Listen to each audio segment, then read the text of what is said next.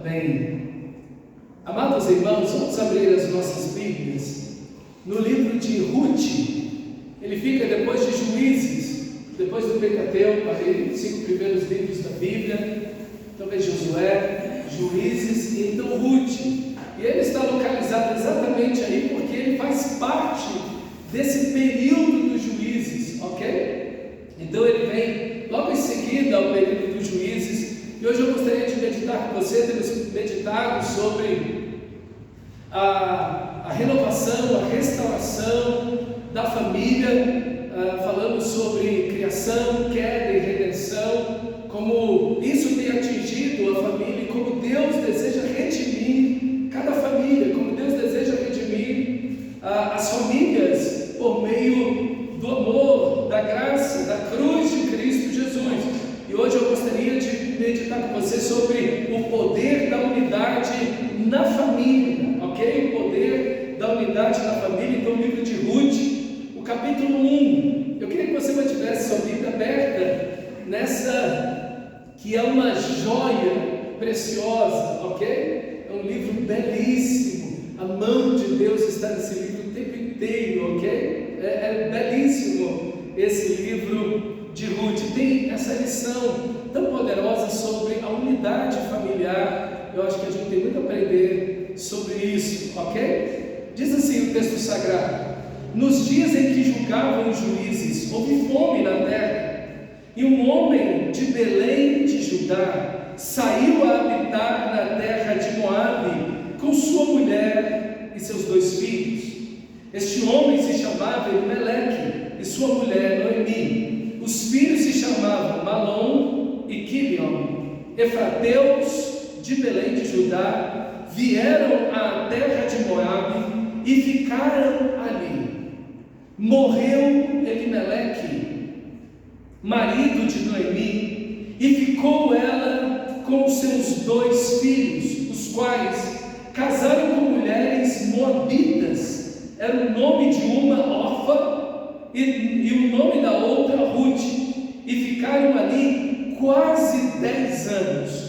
Morreram também ambos, Malom e Quilion, ficando assim a mulher desamparada de seus 2 filhos e do seu marido. Então se dispôs ela com suas noras e voltou da terra de Moabe, porque nesta ouviu que o Senhor se lembrara do seu povo, dando-lhe pão. Saiu, pois, ela com suas 2 noras do lugar onde estivera, indo elas caminham de volta para a terra de Judá. Disse Noemi às suas 2 noras: ide, voltai cada uma à casa da sua mãe, e o Senhor use convosco de benevolência, como vós usaste com os que morreram e comigo. O Senhor vos dê que sejais felizes, cada uma em casa de seu marido. E beijando-as, elas, porém, choraram em alta voz e lhes disseram: não, iremos contigo ao teu povo. Porém Noemi disse: voltai, minhas filhas,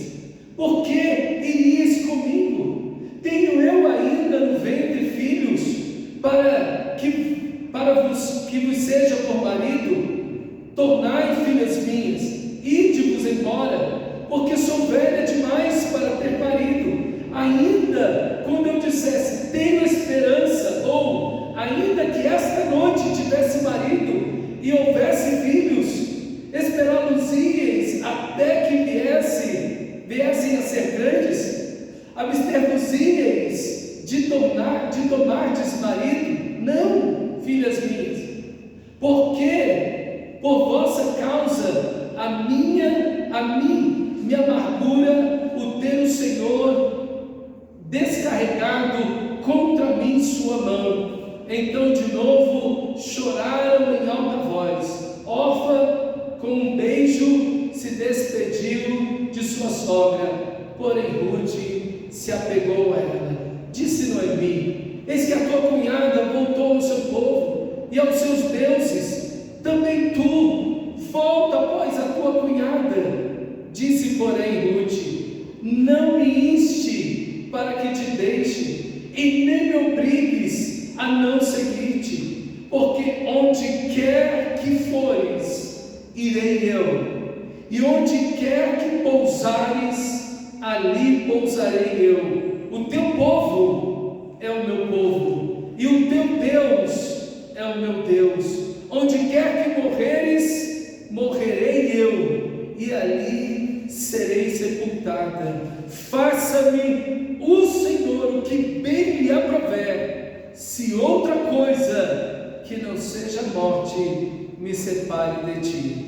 Vendo, pois, Noemi que de todo estava resolvida a acompanhá-la, deixou de insistir com ela. Então ambas se foram, até que chegaram a Belém. Sucedeu que, ao chegarem ali, toda a cidade se comoveu por causa delas. E as mulheres diziam: não é esta Noemi? Porém, ela lhes dizia: não me chameis Noemi, chamai-me Mara, porque grande amargura me tem dado o Todo-Poderoso. Ditosa eu parti, porém o Senhor se manifestou contra mim, e o Todo-Poderoso me tem afligido. Assim voltou Noemi da terra de Moabe com Ruth, sua nora, a moabita, e chegaram a Belém no princípio da cega da colheita da cevada. Que história, irmãos! Um texto que começa com uma situação muito difícil, e exatamente o que o período dos juízes, que duram 450 anos, mostra um tempo onde o povo de Israel era governado por juízes, homens de guerra que Deus levantava para proteger seu povo, porque o povo se desviava de Deus, se envolvia na cultura que estava ao seu redor, adorava os deuses daquela cultura, dos povos que estavam ao redor, povos que o povo de Israel deveria ter expulsado da terra prometida. E o próprio Moisés havia dito, e Josué repetiu isso: esses povos serão para vocês laço contra vocês, se vocês não os expulsarem da terra. Eles, no lugar de expulsarem esses povos da terra, fizeram uso desses povos para rachar lenha, pegar água, e fizeram deles escravos.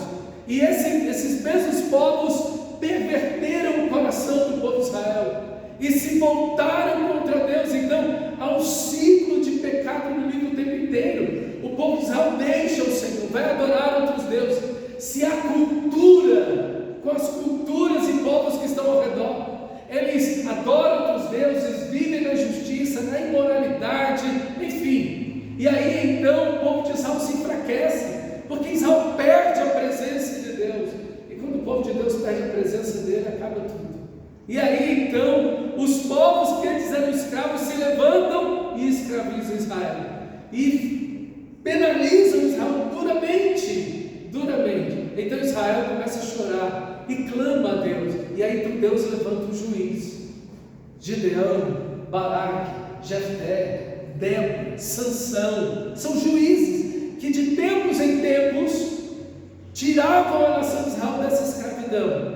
Deus dava uma graça, um poder especial a esses juízes. Eles reuniam o povo, Deus dava vitória na batalha e eles ficavam livres. E enquanto aquele juiz vivia, o juiz fazia com que o povo de Israel obedecesse e servisse ao Senhor. Mas quando aquele juiz morria, o povo de Israel e a próxima geração se voltava novamente, entrava na cultura, e o ciclo de pecado acontece. Voltavam a ser escravos, e aí Deus levantava os juízes novamente. Então isso fragmentou, isso fragilizou. Quanto mais uma pessoa fica nesse efeito sanfona de servir a Deus, de estar frio na fé, não, de querer servir a Deus agora, mais pecado adentra a sua vida, mais frágil fica uma pessoa assim. E exatamente o que acontece nesse momento é que o livro começa. Havia fome na nação de Israel, exatamente no momento em que uma nação está tomando conta de Israel, e Deus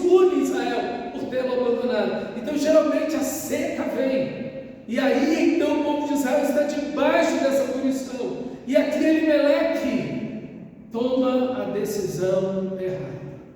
Queridos, o ambiente que nós vivemos hoje, na cultura que nós vivemos, tem a família sofrido ataques assim significativos em todas as áreas. Os filhos são atacados, os pais são atacados, o cônjuge, a mulher é atacada, o homem é atacado, a própria família em si sofre ataques de todas as ordens. A gente anda cada vez mais preocupado com as crianças, com essa questão do celular. A gente está vendo aí quanta maldade acontecendo, quanto ataque. A gente pensava que antes os nossos filhos estavam em casa, estavam seguros, nossos netos, nossos sobrinhos estavam todos seguros, e quando nós percebemos algo terrível dentro da nossa casa, através de celulares e telas que vão pervertendo as crianças, que vão destruindo a mente das crianças, a violência, a imoralidade, a pornografia, enfim, tantas coisas estão ao redor das crianças, e é uma preocupação com os pais em relação a isso, e não há outra coisa. De fato, é necessário grande preocupação. Também a banalização do casamento.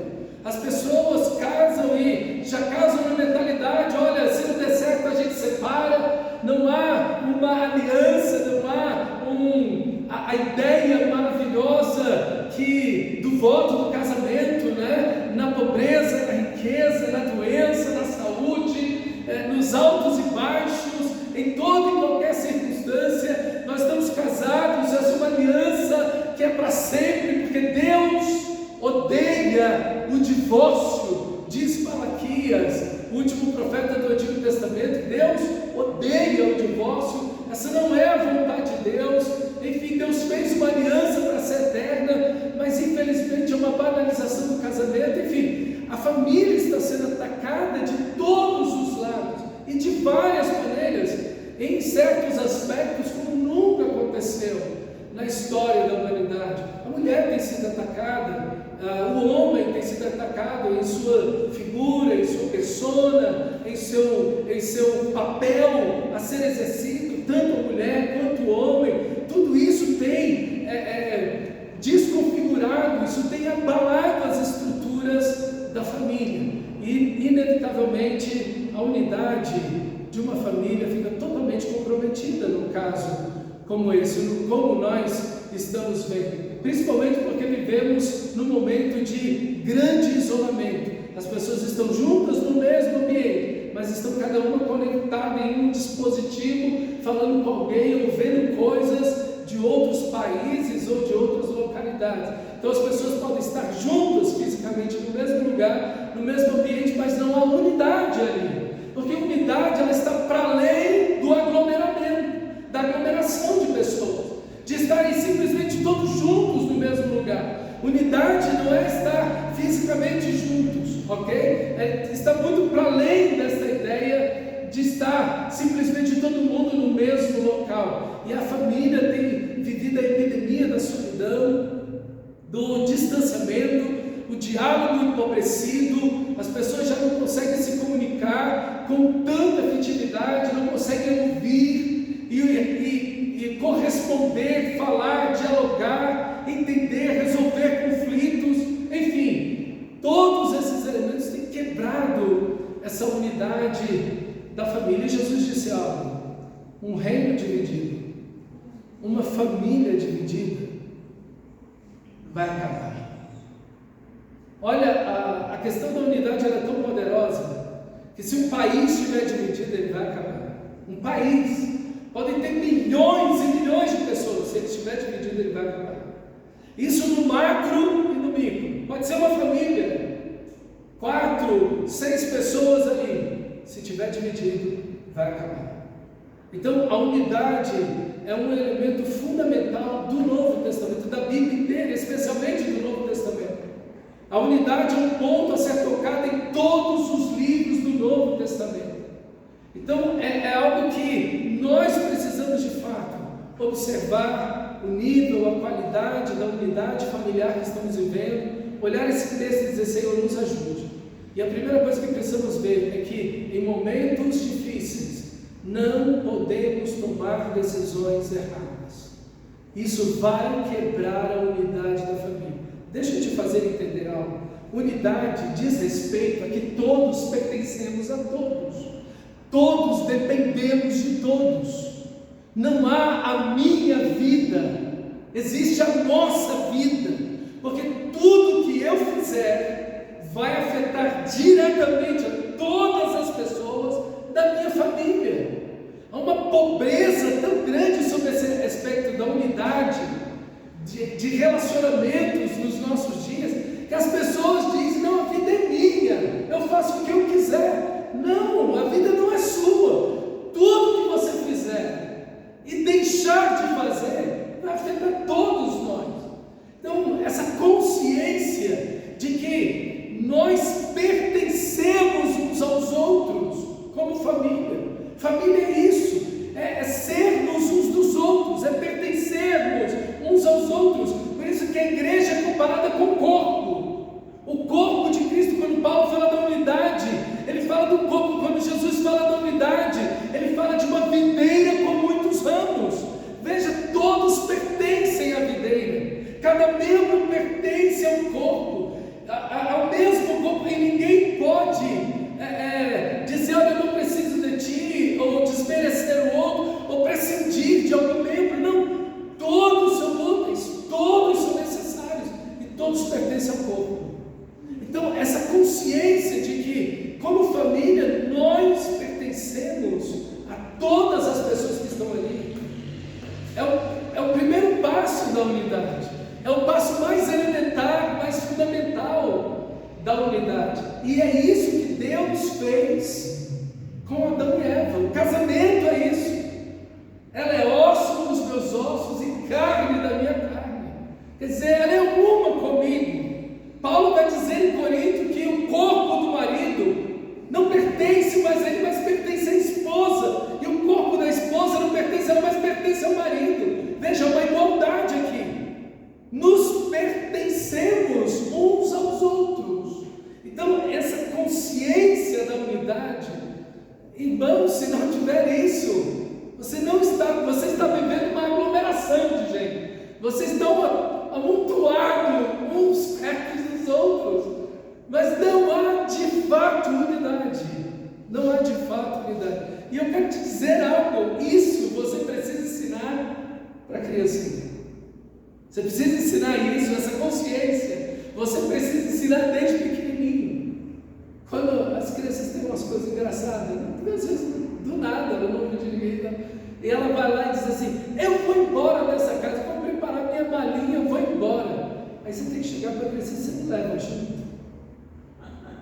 Tem que me levar, porque não dá para viver, não dá para separar, não dá para, entendeu? Tem que levar junto. E exatamente, olha que texto que nós lemos agora, esse voto maravilhoso, irmão. Isso aqui é unidade. Isso aqui é unidade. É o que Ruth vai dizer. É o que Ruth vai dizer para Noemi, ali no versículo 16, capítulo 1, versículo 16. Isso aqui é unidade. Isso aqui é unidade.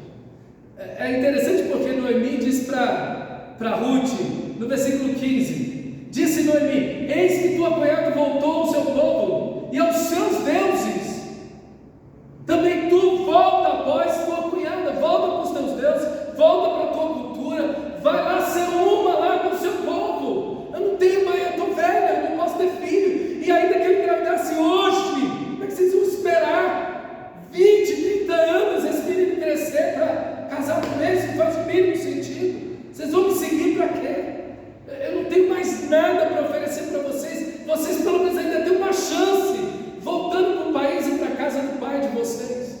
Vocês ainda conseguem uma chance. Vocês são novas, vão casar. Só que Ruth, ela tem uma consciência extraordinária. Aqui a gente já vê a graça de Deus. Isso aqui é unidade, irmãos. Não me instes, versículo 16, não me instes, não insiste comigo, para que eu te deixe, nem me obrigues a não te seguir, porque onde quer que fores, eu irei. Isso é unidade. Nós vamos todos juntos. Não vai um para cá, o outro para lá, o outro... não, vamos todo mundo junto. Onde fores, irei. Onde quer que pousares, ali pousarei. O teu povo é o meu povo, o teu Deus é o meu Deus. Aqui, Ruth abre mão da idolatria, Ruth abre mão da sua cultura, Ruth abre mão de tudo, porque ela vê Deus acima de tudo em sua vida. Acima de tudo está Deus. O teu Deus é o meu Deus. E é uma conversão tão genuína, porque quando você vê uma pessoa em prosperidade, ele diz: rapaz, eu quero conhecer teu Deus, porque é bom demais. Olha, ele te cercou de riqueza, de bondade, você está bem demais, saudável, sua vida está prosperando. Aqui é uma conversão verdadeira. Aqui não é uma conversão de interesse. Aqui é alguém que realmente ouviu sobre o Senhor, entendeu que é o Senhor e amou ao Senhor. E diz: o teu Deus é o meu Deus. Ela abriu mão de todos os seus deuses e serviu ao Senhor. E onde quer que morreres, morrerei eu, e ali serei sepultado. E me faça o Senhor o que bem me prover, que não seja a morte que me separe de ti. Jesus disse: aquilo que Deus uniu, não separa o mundo. Eita, Jesus de Nazaré. Que coisa! Isso é unidade, irmãos. Isso é unidade. Unidade é estarmos nessa conexão e entender que toda decisão errada vai afetar todo mundo. Elimeleque toma a decisão errada. O que ele tinha que fazer? O povo de Israel está em desobediência a Deus, está sob o castigo de Deus, a fome. Minha família está envolvida nisso. Vamos como família buscar o Senhor. Vamos como família voltar o nosso coração ao Senhor. Vamos ser talvez os primeiros a fazer isso, mas vamos fazer juntos. Estamos em dificuldade, a fome na terra, os inimigos estão presentes, precisamos orar, precisamos nos voltar a Deus, precisamos buscar o Senhor. Precisa haver um líder que tome uma decisão, uma iniciativa correta, alguém que diga: voltemos-nos ao Senhor. Temos ouvido e temos visto a história dos nossos pais e avós, como eles também passaram pela mesma coisa, e quando eles voltaram o coração a Deus, Deus teve misericórdia deles. Vamos nos voltar ao Senhor. E essa teria sido a decisão acertada que Elimeleque teria feito. Mas o que ele faz? Ele vai para um país que Deus proibiu o povo de Israel ir para lá, e lá seus filhos casam. Veja, a atitude que você toma tem uma repercussão na sua família. O que você faz, a decisão que você toma, ela vai repercutir na vida dos seus filhos, no futuro das pessoas da sua família.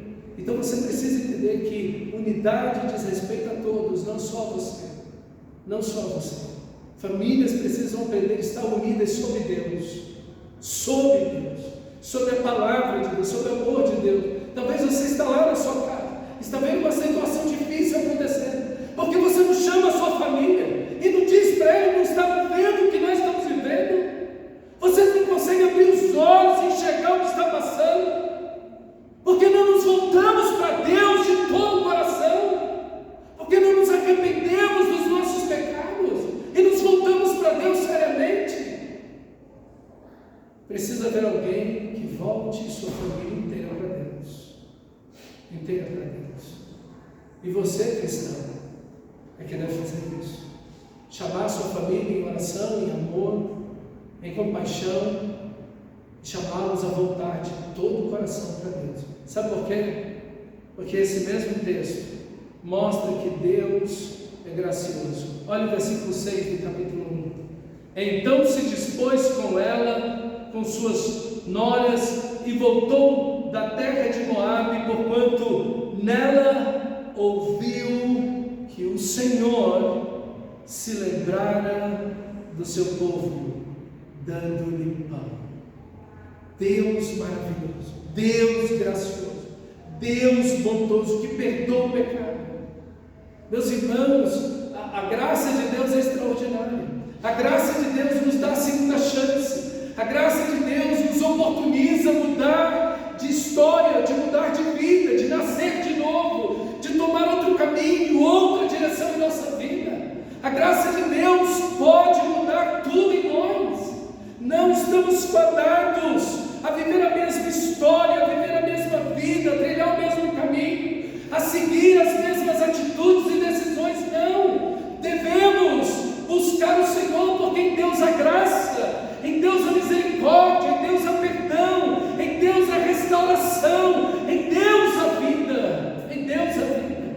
Tomamos atitudes horríveis, pastor, o que vamos fazer? Voltem-se de todo o coração a Deus, há perdão em Deus, há misericórdia em Deus para você, para a sua família. Voltem-se para Deus. Mas já fizemos coisas, não tem mais volta. Meus filhos já casaram errado, volta para Deus. Deus é poderoso. Tem coisa que não dá mais para arrumar, mas Deus é poderoso para resolver, para salvar, para libertar. Às vezes algumas coisas não tem mais volta. Decisões que tomamos erradas lá atrás estão gritando sobre nós, sobre os nossos filhos, sobre as nossas famílias hoje. E alguém precisa voltar para Deus. Alguém precisa dizer: eu não vou mais viver isso. Às vezes é algo que você está arrastando lá na sua família. Às vezes tem um vício na sua família que se arrasta há décadas. O meu pai, o meu avô, a minha mãe, a minha avó, os meus tios, todo mundo vive desse, todo mundo. Há uma marca na minha família. É isso aqui que é a marca da minha família. É um pecado, é uma tragédia que sempre está presente. Vários estão envolvidos com isso. Você não. Você vem para a vida. Você vem para Cristo. Você vem para a cruz. Você vem para Deus e diz: Senhor, esse pecado eu não levo para mim. Eu quero depositá-lo na cruz do Calvário e te pedir: Senhor, me dê a nova vida em Cristo. Eu quero viver de acordo com a tua palavra. O erro de Elimelec foi não viver de acordo com a palavra de Deus. Ele tomou decisões da pressão, ele tomou decisões da sua própria cabeça, ele ouviu as vozes da sua cabeça. Você está ouvindo as vozes da sua cabeça? Tem um monte de gente assim, ouvindo as vozes da sua cabeça.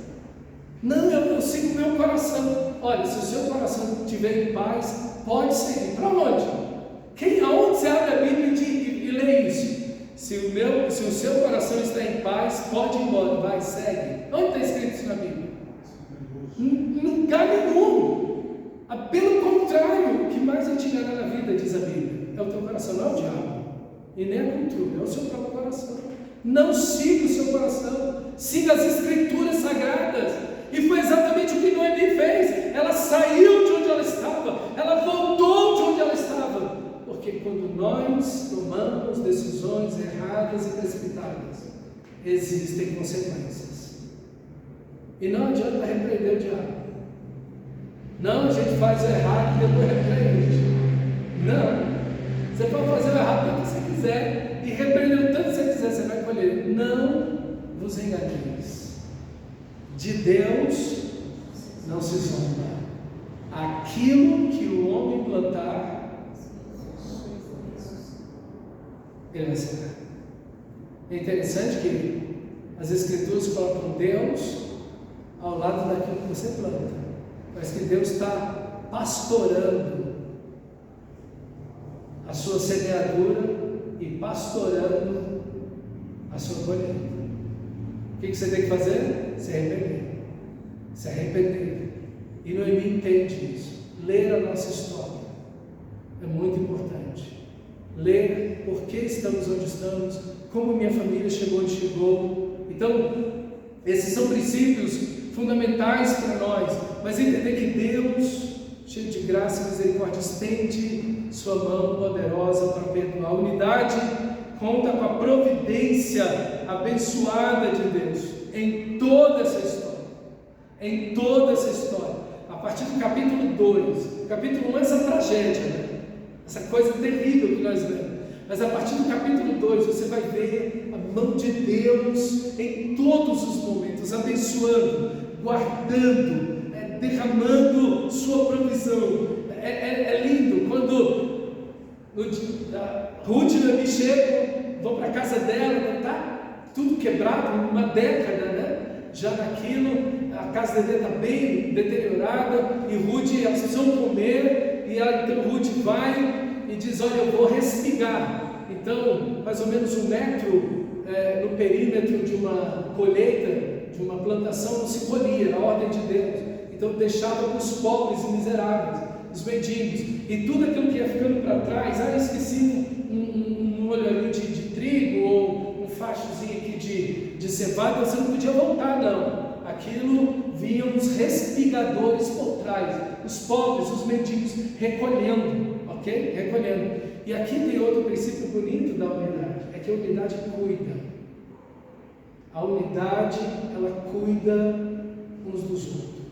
Ruth foi trabalhar para cuidar da sua sogra. Quem vive em unidade cuida uns dos outros, serve uns aos outros, trabalha pelo outro, ok? Sem isso não há unidade. A unidade está no ponto de servirmos e trabalharmos e assistirmos e cuidarmos uns dos outros. E é interessante que todos têm que trabalhar, inclusive os mendigos. Os mendigos não é para estar na rua pedindo nada, é para eles estarem na plantação, junto com os outros trabalhadores, respirando. Ninguém recebe o saquinho já colhido e debulhado na mão, não.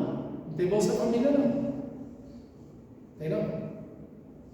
Na Bíblia, não. Na Bíblia você vai para o campo trabalhar. Na Bíblia você vai para o campo trabalhar. Como a Bíblia diz, quem não trabalha, não come. Não come. Quando você encontrar um pedinte na rua, e ele está bêbado, está drogado, e ele te pedir dinheiro, você diz para ele: a Bíblia diz que quem não trabalha não come. Agora, quando você vê um trabalhador vendendo água, balinha, ajude essa pessoa, está trabalhando. Está trabalhando. Ali tem um trabalhador, ajude ele. Não pega a balinha, não. Dá uma oferta para ele. Ainda que pouco, ajude aquela pessoa que está trabalhando, não está pedindo, está trabalhando. Irmão, isso é tão importante. Quem quer viver em unidade precisa aprender a cuidar uns dos outros. A gente vive no hiperindividualismo. As pessoas estão preocupadas consigo e consigo mesmo, e não se importam nem com aquelas pessoas que estão muito bem ao seu redor.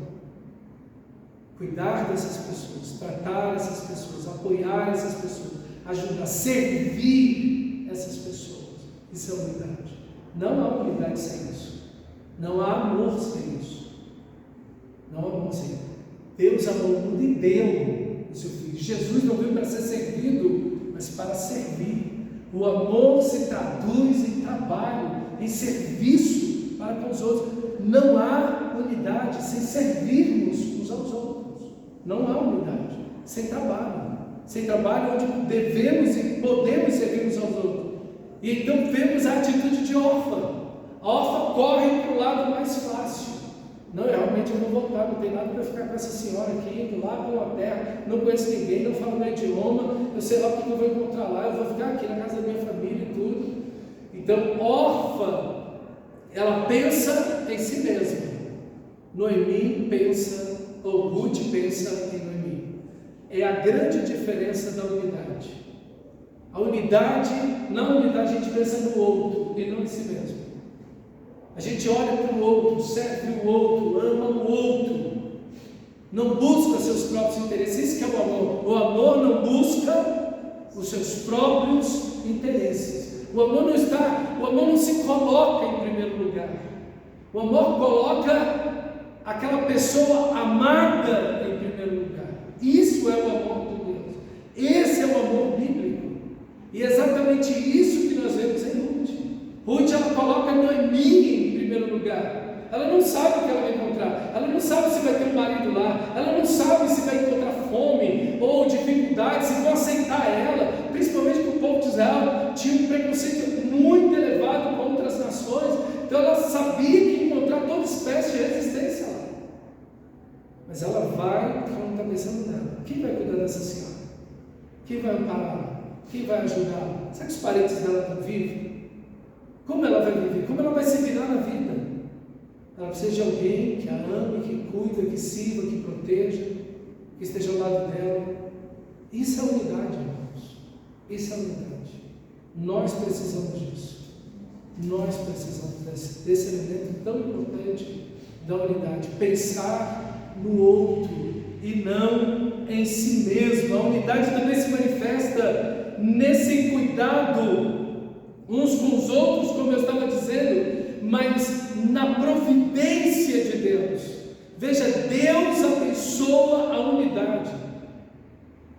Ruth não sabia que ao sair naquela manhã para encolher, para respigar, ela entraria na fazenda de Boaz. Ela não conhecia ninguém lá.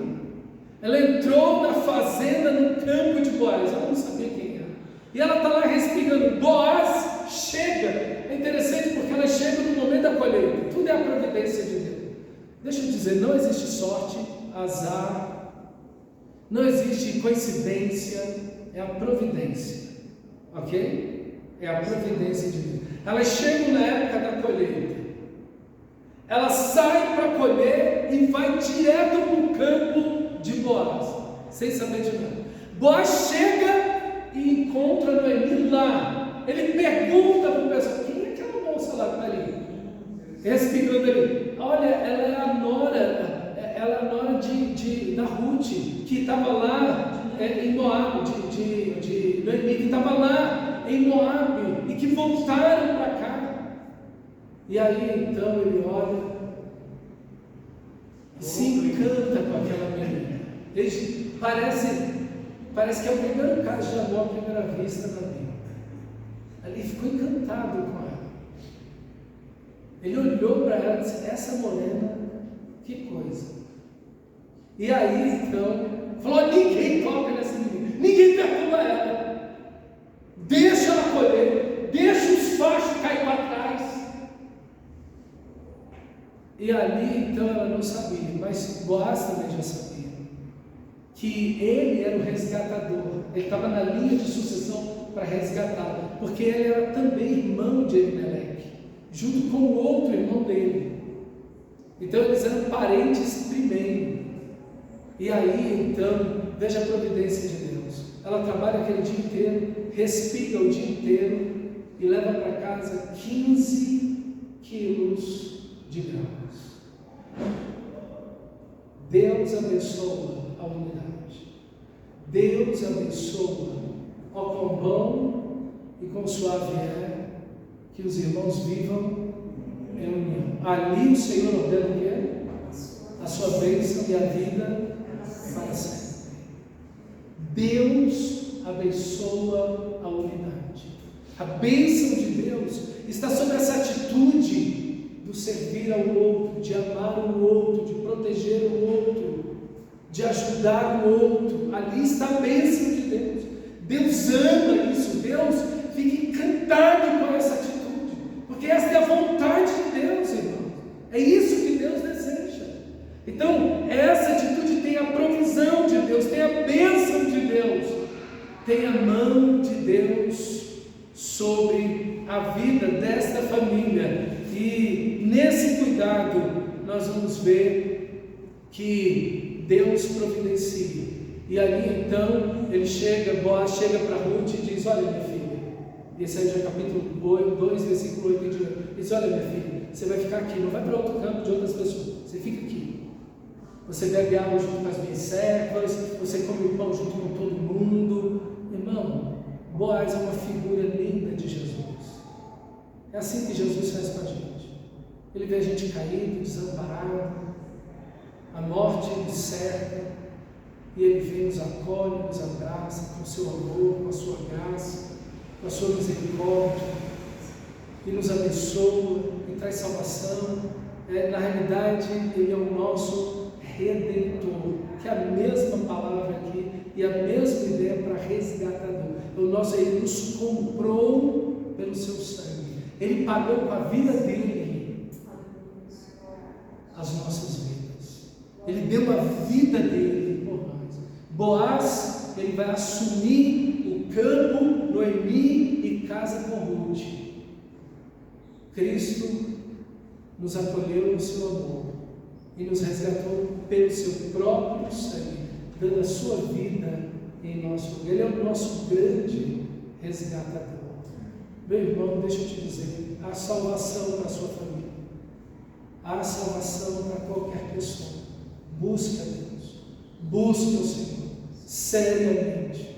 Não oculte seus pecados, assuma o que você fez, as decisões erradas, os compromissos errados, as alianças erradas, aquilo que você fez de errado, assuma diante de Deus, há perdão para você, porque enquanto você não assumir isso, você não vai mudar, você não vai mudar isso vai permanecer no seu coração, você vai achar que está fazendo a coisa certa, e vai botar tudo na conta do diabo, e quando você bota as coisas na conta do diabo, você nunca se arrepende, porque sempre é o diabo, foi ele, é o ataque dele, eu sou uma vítima. Não, você não é uma vítima, somos todos agentes, e precisamos nos arrepender diante de Deus, e quando nos arrependemos, só vamos encontrar de Deus uma coisa: perdão, amor, misericórdia, restauração, compaixão de Deus, e então Ele age e nos abençoa.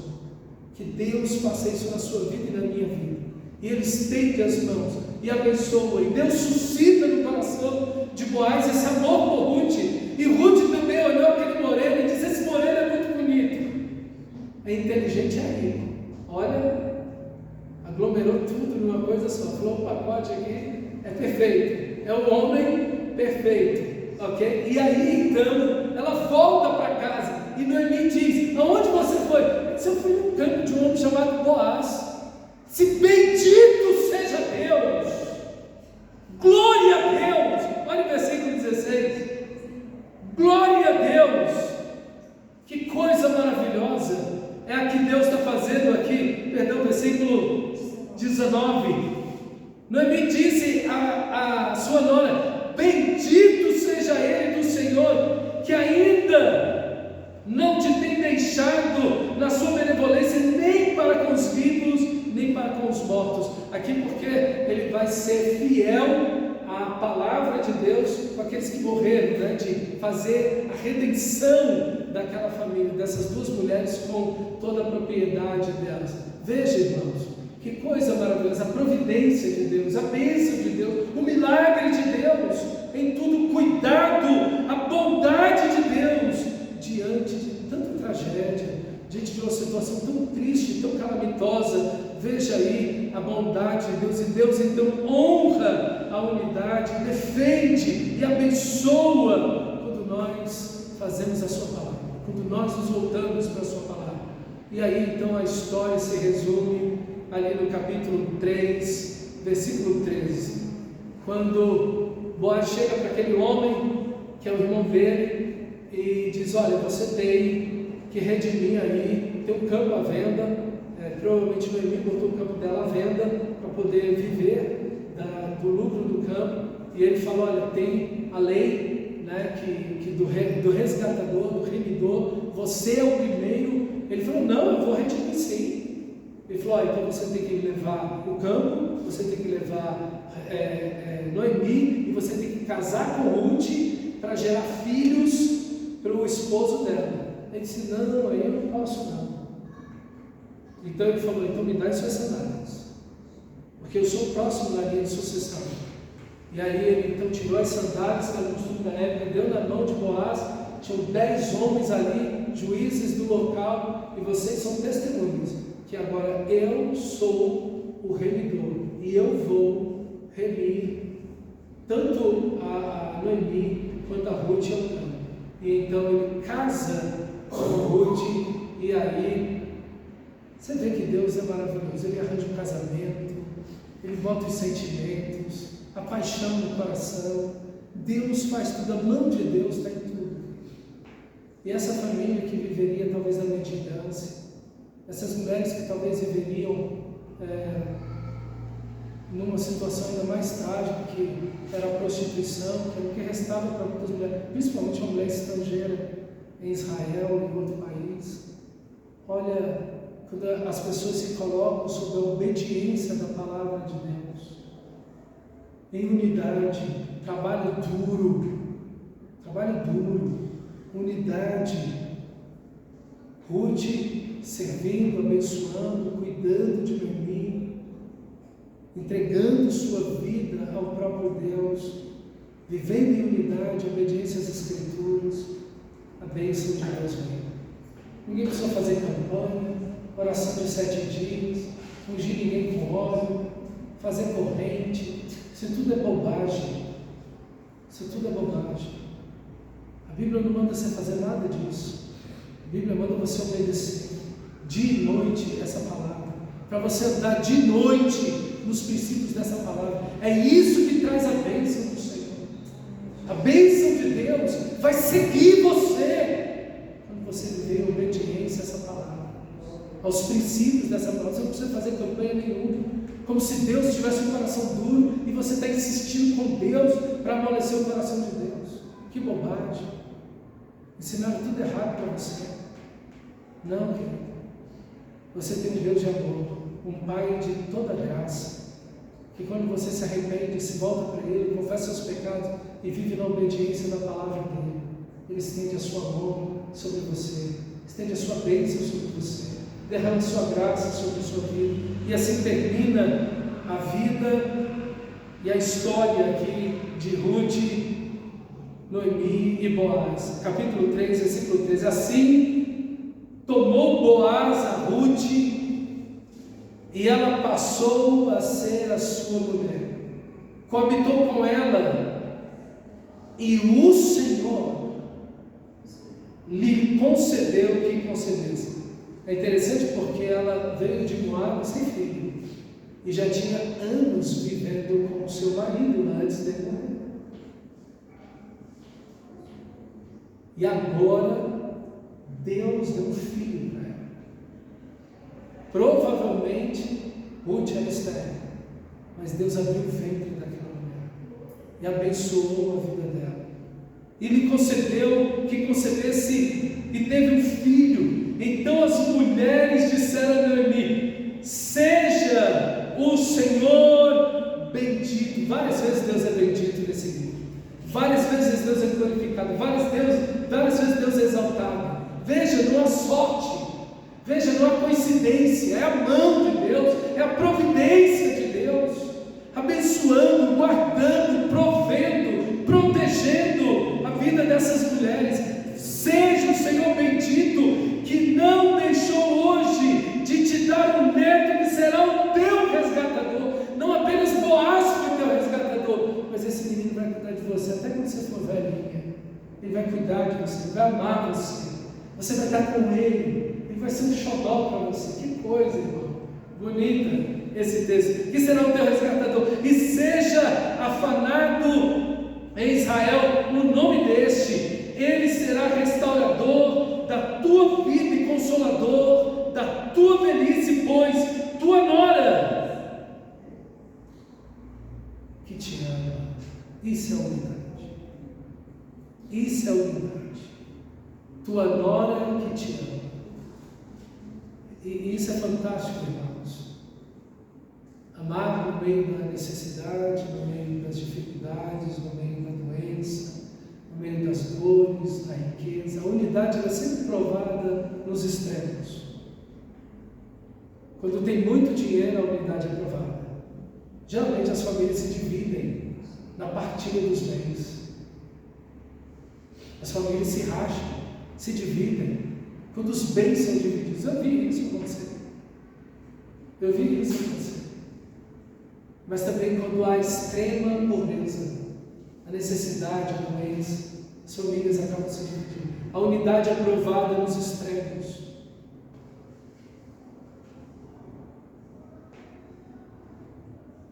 Pois a tua nora que te ama o deu à luz, e ela te é melhor do que 7 filhos.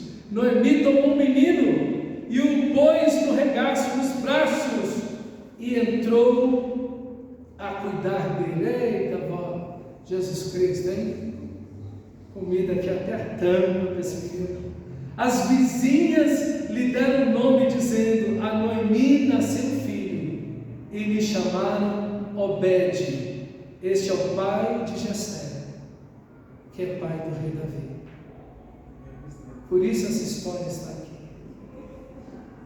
E de Davi vem Jesus. Jesus, filho, porque Deus prometeu para Davi que o Messias viria da descendência de Davi. 1000 anos depois de Davi, 1100 anos depois de Davi, nasce Jesus. Olha a história, que coisa linda, irmãos. A providência de Deus, a graça de Deus sobre essa família, em tanta dificuldade, em tanta dor. O livro começa com fome, com morte, mas também começa com arrependimento, quebrantamento, retorno a Deus, unidade, fidelidade, obediência, trabalho duro, e a mão de Deus enchendo o coração de Ruth e Boaz de amor um pelo outro, e Deus providenciando o resgate dessas mulheres, e agora estão com o menino no colo, que vai ser o pai de Jessé, avô do rei Davi. Que coisa linda! Às vezes você está numa situação, você vai, meu Deus, eu não tenho o que fazer, eu não tenho para onde ir, eu não tenho como fazer. Deus pode mudar tudo e glorificar o seu nome em toda a tragédia da sua vida. Vamos orar ao Senhor, por favor. Feche seus olhos.